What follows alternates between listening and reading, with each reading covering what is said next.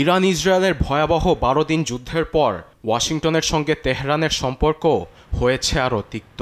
সেই জের ধরেই যুদ্ধের পর এবার নতুন করে বৃহস্পতিবার ইরানের তেল রপ্তানির উপর একাধিক নিষেধাজ্ঞা দিয়েছে যুক্তরাষ্ট্র। এতে দুদেশের তিক্ততার সম্পর্কে যোগ হয়েছে এক নতুন মাত্রা। কাতার ভিত্তিক গণমাধ্যম আল জাজিরা বলছে, ইরাকি ব্যবসায়ী সেলিম আহমেদ সায়েদ এবং তার সংযুক্ত আরব আমিরাত ভিত্তিক তেল কোম্পানি নিষেধাজ্ঞার কবলে পড়েছে।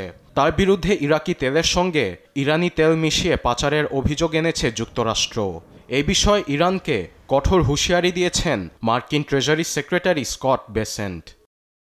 ইরানকে অর্থনৈতিক চাপের মধ্যে রাখতে তেহরানের রাজস্ব উৎসগুলোকে নিষেধাজ্ঞার টার্গেটে রাখতে হবে। খামেনি সরকারের আর্থিক খাতগুলোতে নেতিবাচক প্রভাব পড়ালে মধ্যপ্রাচ্যে অস্থিতিশীল কার্যক্রম পরিচালনায় ইরান কোনো ধরনের ভূমিকা রাখতে পারবে না।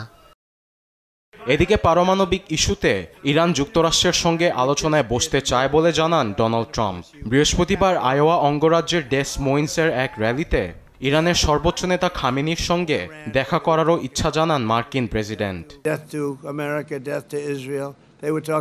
ইরানকে আমরা উচিত জবাব দিয়েছি। তারা যেমন বলেছিল ইসরায়েলের মৃত্যু হোক, আমেরিকার মৃত্যু হোক, এসব কথা বলে পরিস্থিতি আরো উস্কে দিতে চাচ্ছিল, কিন্তু এখন এসব কথা আর বলছে না। তারা আমাদের সঙ্গে আলোচনায় বসতে চায়, আমরাও তাদের সঙ্গে আলোচনায় বসতে পারি।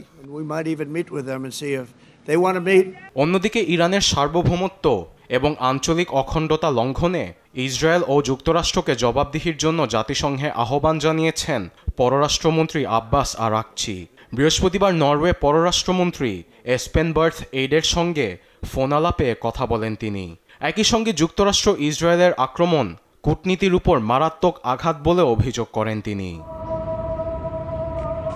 আরবেল আফসার, নিউজ ডেস্ক, দেশ টিভি।